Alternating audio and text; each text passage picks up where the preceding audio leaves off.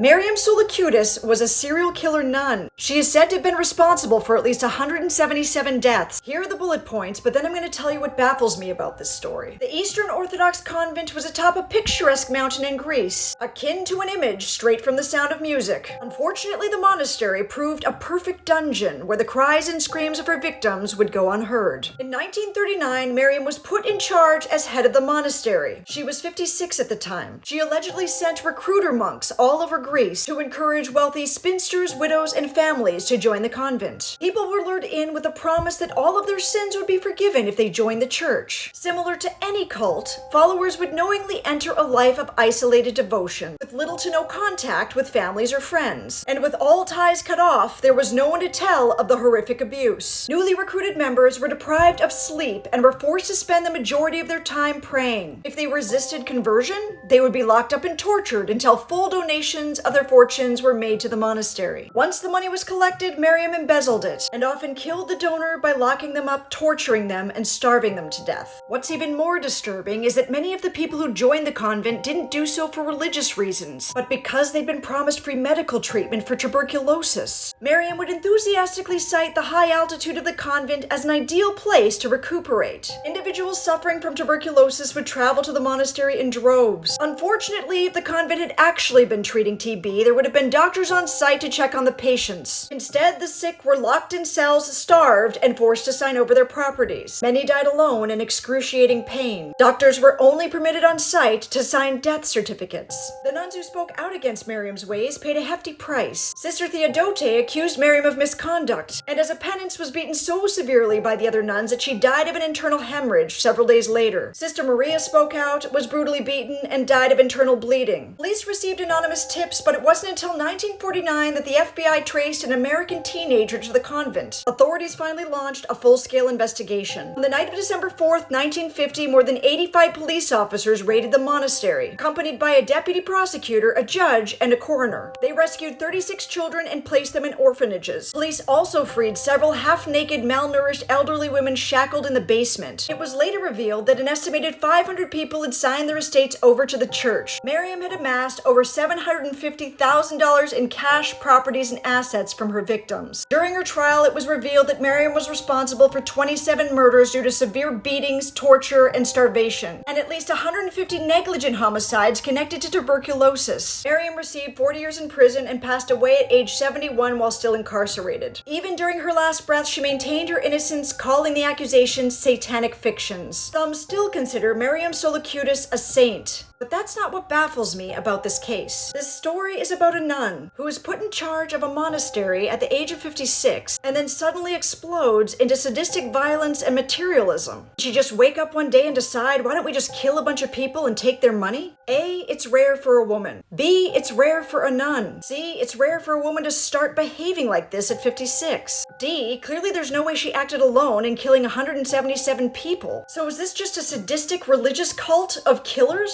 Nuns, beating other nuns to death. To wrap our heads around this, we need to look at what was going on historically around this time. Mariam became head of the monastery in 1939. The same year, Germany invaded Poland, launching us into WW2. Greece was then invaded by Italy in 1940. Germany then invaded Greece in 1941. Then Russia invaded Greece in 1944. And the Greek Civil War lasted between 1944 and 1949. Mass insanity in the collective. It's no wonder when police were tipped off that an old woman was snuffing out patients up on a hill, they were like, yeah, we've got bigger problems. Was Mother Mariam merely a psychopathic mastermind who didn't get activated until this window of opportunity happened? Or the entire collective was erupting with dictatorship and mass extermination of people? Or was it that a lot of sick people died, a lot of money was taken, and after the war, one person got blamed for a much bigger conspiracy of greed? Let me know in the comments what you think was going on here.